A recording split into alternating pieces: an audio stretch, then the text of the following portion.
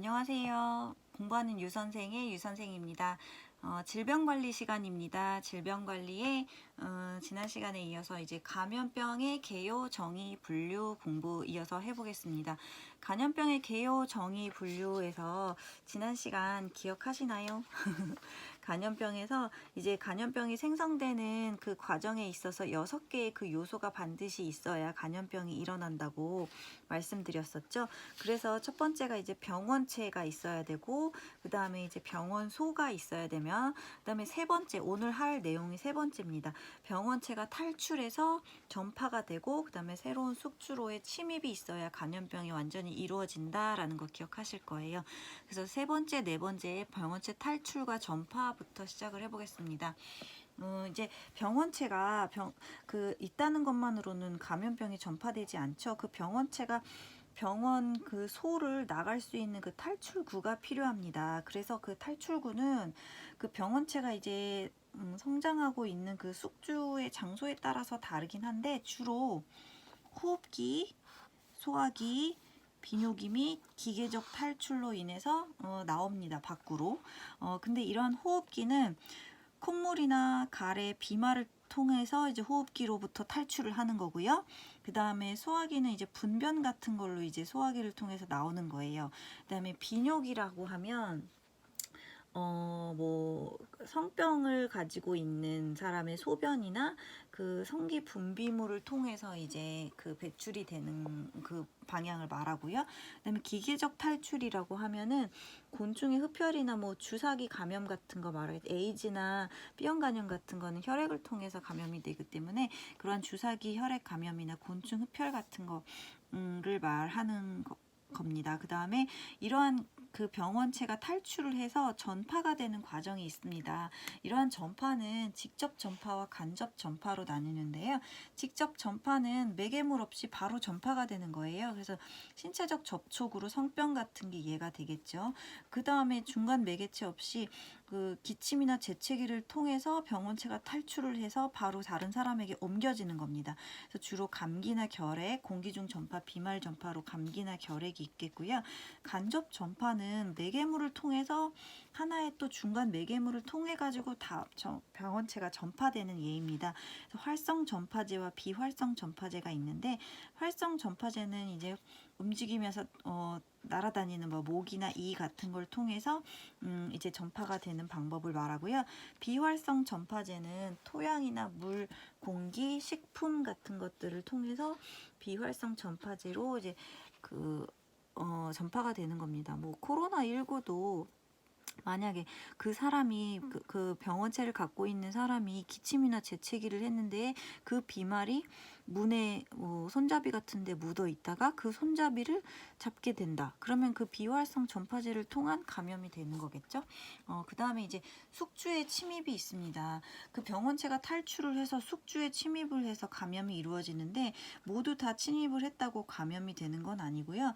이 숙주 자체가 감수성이 있고, 그 다음에 면역과 저항력이 없을 때 그 병원체가 활동을 하게 되는 거죠. 근데 여기서 이 감수성은 뒤에서도 나오는데요. 그 면역력이 없어서 질병이 발생하기 쉬운 상태를 감수성이 있다라고 보는 겁니다. 그래서 이 숙주에 침입하는 방법은 이 아까 말씀드린 병원체의 탈출 경로와 매우 흡사합니다. 그래서 그 탈출 경로처럼 기도나 뭐 호흡기, 소화기, 피부 점막을 통해서 다시 또 이제 침입을 하게 되는 거죠. 그래서 이제 기도나 호흡기를 통해서 기도 분비물이 다시 이제 기침, 뭐 가래, 뭐 재채기 등으로 이제 그 침입이 되는 거예요. 그래서 이러한 거는 감기, 비말이나 뭐 공기 전파되는 감기나 홍역 같은 게 얘가 있을 수 있고요.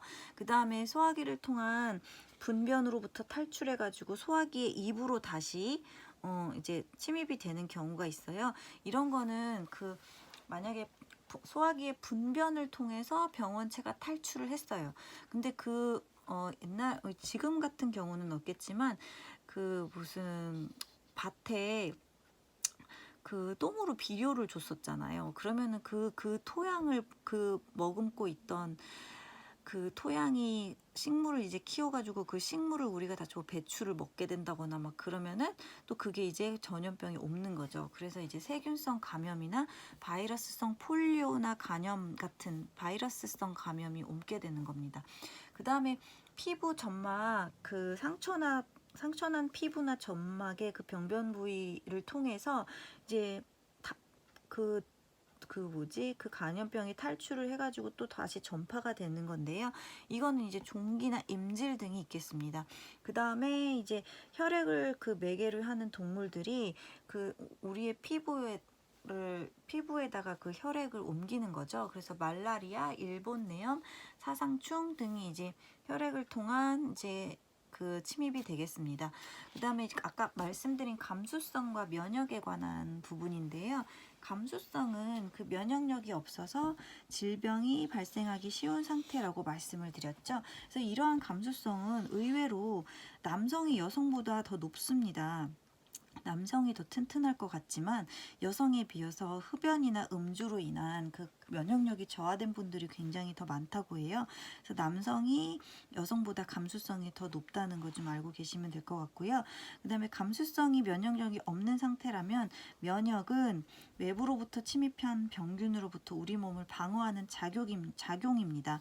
그래서 생체를 보호하고 저항력을 기르면서 두 번 다시 그 병에 걸리지 않도록 하기 위한 예방법인 거죠.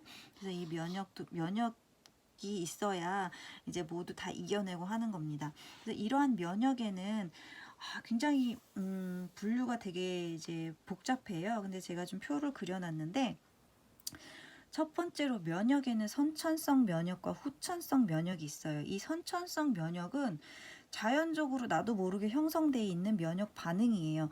그래서 인종에 따라서 어떤 인종은 그 병에 강한 면역체를 갖고 있는 인종이 있고 종족이 있고 또 그 저항력이 개인마다 또 차이가 있어서 어떤 사람은 똑같은 사람이어도 그 독감이 이제 딱 걸리는 사람이 있고 어떤 사람은 뭐 걸리더라도 이제 쉽게 넘어가는 사람이 있는 거죠. 그래서 자연적으로 형성된 면역 반응은 선천 면역이라고 합니다. 그럼 반대로 후천 면역은 인위적으로 적응을 시키는 거죠. 이런 자연스러운 면역체가 없기 때문에 인위적으로 면역을 만들게끔 이제 적응시키는 방법이 후천 면역입니다. 이러한 후천 면역에는 또 능동 면역과 수동 면역으로 나뉘는데요. 이 능동 면역은 특징이 영구적으로 이제 한번 면역체를 이제 면역이 되면 영구적으로 그 면역이 지속된다는 게 특징입니다. 그래서 이 능동 면역을 보겠습니다. 이 능동 면역에는 또 자연 능동 면역과 인공 능동 면역이 있습니다.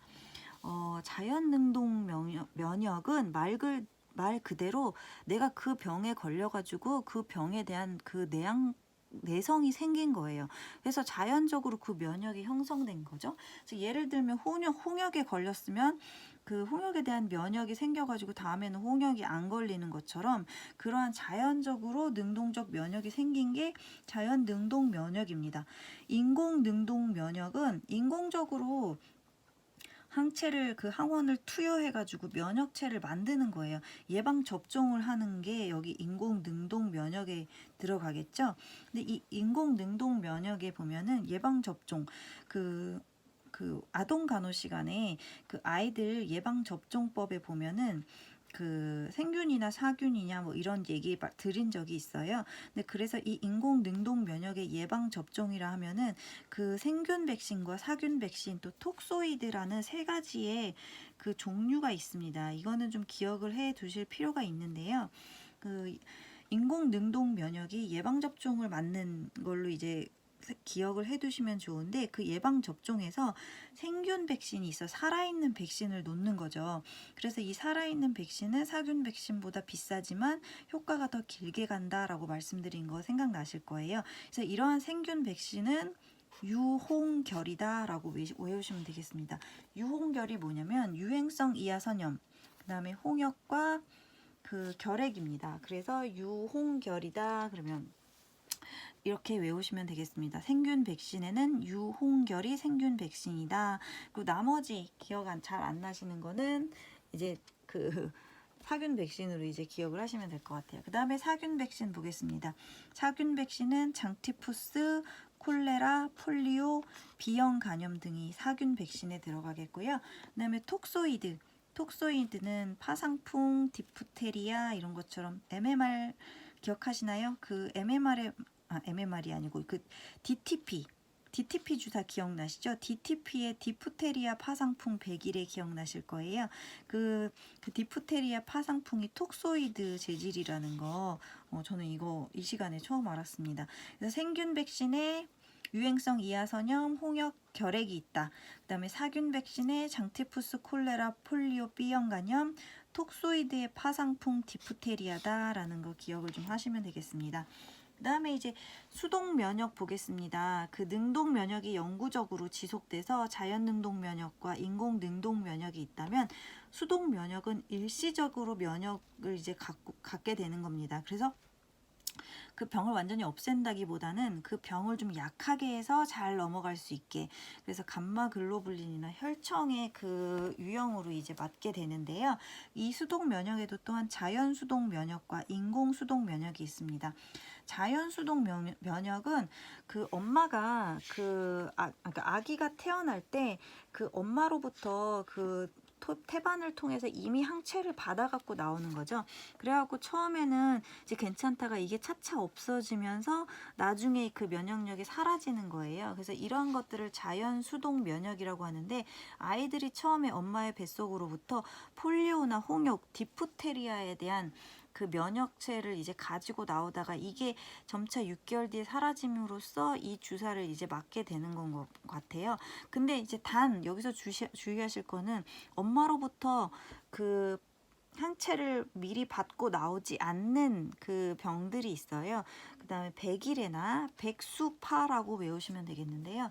백일해, 그 다음에 수두, 파상풍은 모체로부터 면역체를 그 처음부터 받고 나오지 않는다고 해요. 그래서 얘네들은 이제 나중에 반드시 그 예방접종을 하셔야 되고요. 처음에 그 면역체를 갖고 나오는 거는 폴리오, 홍역, 디프테리아라는 거 기억하시면 되겠습니다. 인공 수동 면역은 이제 그 면역력이 떨어져가지고 그 회복기에 아니면은 인공적으로 면역 혈청이나 감마 글로불린을 이제 치료 목적으로 받는 거죠. 그래서 이 접종을 받게 되면은 반짝하고 효력이 금방 생긴대요. 근데 이제 비교적 효력 지속 시간이 짧다는 게 단점이라고 합니다. 그래서 면역 혈청과 감마 글로불린이 인공 수동 면역이다라는 거 기억하시면 되겠습니다. 굉장히 복잡하지만 이 표 이제 머릿속에 기억하고 계셨다가 조금 기억을 하시면 될 것 같아요. 생균 백신에는 유홍결이다. 그 다음에 자연 수동 면역이 엄마로부터 받고 나오는 거는 폴리오, 홍역, 디프테리아인데 백수파는 받지 않는다라는 거 기억하시면 되겠고요. 감수성과 면역에 대한 의미 아시면 될 것 같고요. 그 다음에 나머지 호흡기, 소화기, 비뇨기 이런 것들을 통해서 탈출과 침입을 한다라는 거 기억하시면 될 것 같습니다. 이렇게 해서 감염병의 개요, 정의, 분류 그 2단원 여기까지 마쳤고요. 이제 다음 시간에 새로운 그 차트로 해서 새로운 그 공부 다시 시작해 보도록 하겠습니다. 여기까지 시청해 주셔서 감사하고요. 다음 시간에 또 뵙겠습니다.